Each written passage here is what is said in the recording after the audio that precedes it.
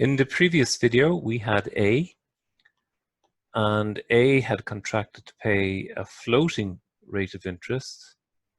And normally floating means benchmarked against an index, an interest rate index, say like LIBOR. And this was a pre-existing loan that A was concerned about. One of the reasons why floating rate loans present particular risks, we could imagine that over time, as LIBOR fluctuates, the LIBOR in effect is your cost of funding. And as LIBOR goes up, your interest costs go up. So the risk with funding oneself with LIBOR interest rate is that as the LIBOR rate increases, your cost of funding a particular finance, particular loan increases in line.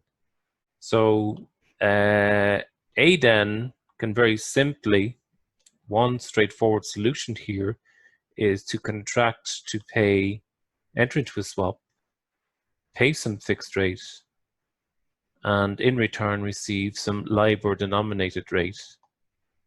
The effect of that is that the LIBOR this side cancels with LIBOR here, and we net to 5%. In other words, we converted a floating rate loan into a fixed rate loan by introducing the swap. Likewise, if we look at this, there is another way of understanding the motivations here. We didn't address B. Where might B be here? We could tell another story. B had, let's say, an existing loan. It was a 10-year loan or a 5-year loan.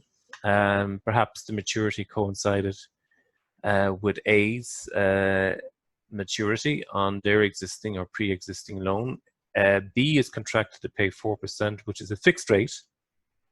And the B enters, B for whatever reason is unhappy with 4%. 4% might look maybe B because of duration mismatch, because B expects interest rates to go down, because B is in a position to better handle a reduction in interest rates going forward. 4% over a 10-year span may not be attractive to B, and they're expecting maybe that they have a contrarian view and perhaps interest rates they expect to go down. They want to benefit from that. If that were the case, what B can do, instead of going back to the bank and renegotiating the terms of the loan, they enter into this same swap.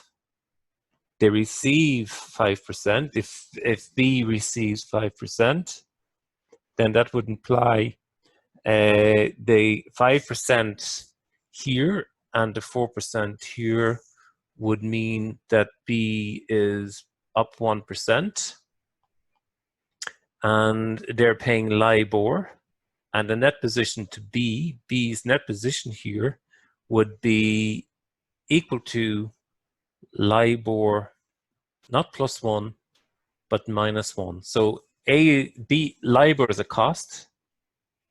This is a revenue that's coming in from the swap. B is paying 4, receives 5, is up 1. Overall net position, pays LIBOR, receives 1%. On the fixed side of the swap is up 1%. Overall cost would be LIBOR minus 1%. So the net position for B here would be this LIBOR minus 1%. What has B managed to do? They have converted a fixed rate liability